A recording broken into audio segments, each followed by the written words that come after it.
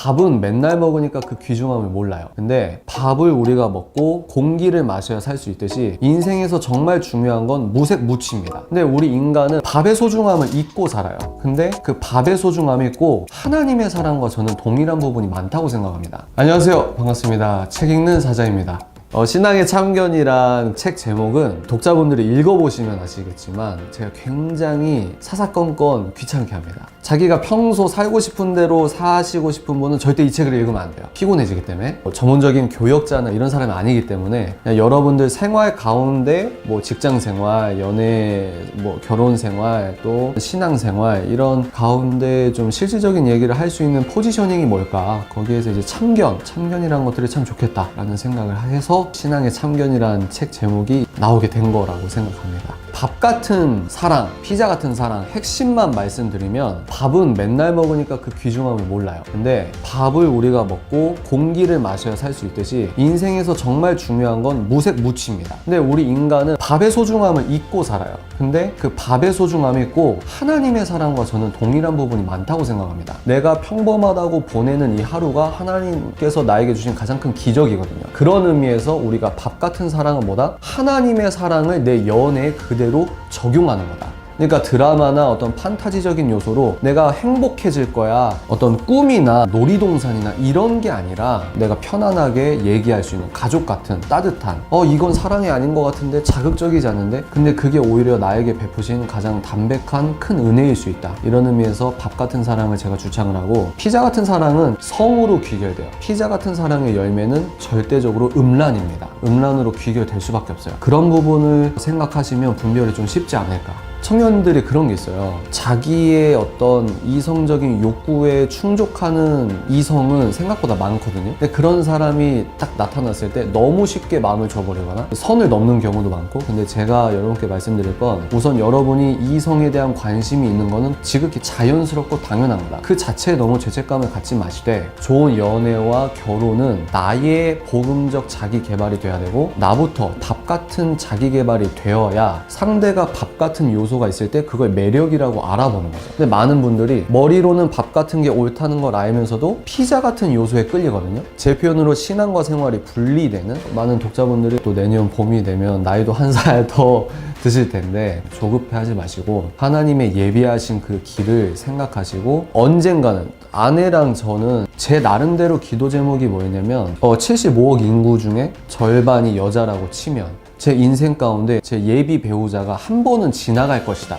하나님께서 그렇게 보여줄 것이다. 그럼 그때 나의 예비 배우자를 알아볼 수 있는 영적 센서를 다듬자. 그러니까 어떤 의미에서 배우자 기도는 나의 성화를 위한 경건과 거룩의 훈련의 기도다. 이렇게 귀결이 될 수 있을 것 같아요. 그런 내적인 갈등이 많이 있었습니다. 그러는 가운데 하나님께 토로를 한 거죠. 하나님, 12년 동안 하루하루 최선을 다해서 살아가긴 하는데 어떻게 나의 비전을 1cm도 안 열어주십니까? 1mm도 안 열어주십니까? 제가 이렇게 옆에 있는 친구들에게 도움을 주면 이 친구들은 너무 잘 돼요. 근데 하나님, 나는 뭡니까? 한 번은 유튜브 영상 촬영하고 책상에 들어가서 너무 힘드니까 무릎을 꿇고 기도를 하는데 그런 고백이 나오더라고요. 하나님, 내가 어떤 얘기를 전해도 예수님을 나타내야 내 속이 후련할 텐데 지금 내 상황은 혀가 잘린 것 같습니다. 팔이 잘린 것 같습니다. 내가 예수님을 못 전하고 아무리 세상에서 박수 받고 인정받아도 뭐합니까? 이건 아닙니다. 그때 이제 하나님께서 말씀을 해주신 게 뭐였냐면, 책 읽는 사자야, 너는 7년이었지만 북한은 70년이다. 그때 제가 딱 깨닫게 된 거예요. 아, 하나님, 내가 이런 혀가 잘린 것 같고 팔이 잘린 것 같고 예수님을 전할 수 있는 자유가 구속된 것 같은 간접 경험을 했기 때문에 북한 동포들에 대한 억압, 그리고 그분들의 어떤 슬픔과 괴로움, 이런 것들을, 저는 이제 전쟁 세대가 아니니까 그런 것들을 체득적으로 알게 하시는 하나님의 인내였구나. 그래서 제가 깨달은 게,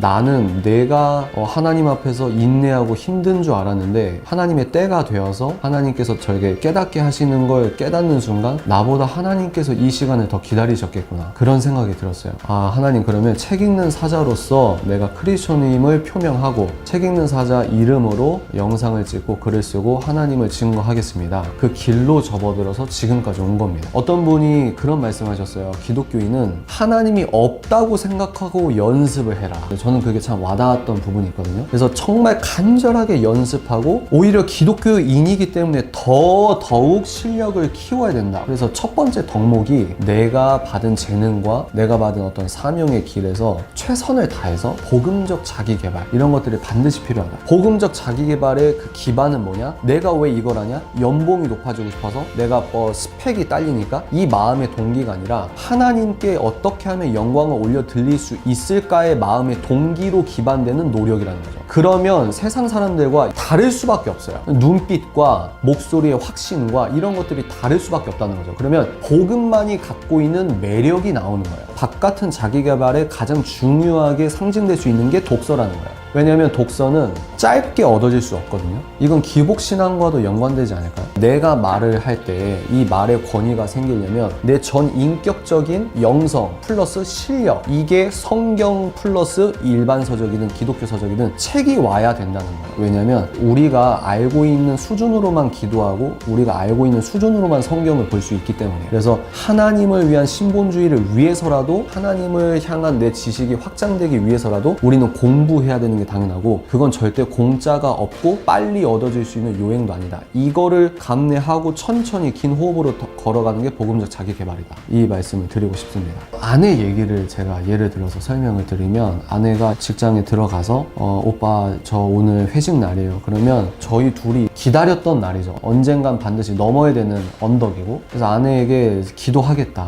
근데 제가 그때 뭐라고 했냐면, 절대로 술 먹지 말아라. 잘리면 잘려라. 그게 하나님의 면접의 합격이다. 그래서 그 마음으로 간 거죠. 아내가 집에 오더니 너무 하나님께 감사해하고 즐거워하면서 고기를 많이 먹었다. 앉다 보니까 우리 테이블에 임산부도 있고 또 이 친구도 술을 안 먹고, 그러니까 자기가 앉아있는 테이블은 자연스럽게 술을 안 먹는 테이블이었다. 이러면서 자기 간증을 하는 거죠. 얼마나 은혜스럽던지. 그래서 죽으면 죽으리라 하는 마음으로 여러분께서 신학적으로 술 먹는 게 죄다 아니다, 이런 차원이 아니라 여러분이 지켜야 될 어떤 신앙적 가이드라인을 뚜렷하게 고수하시라. 이게 크리스천의 신앙이자 영성이다. 전 그렇게 생각을 합니다.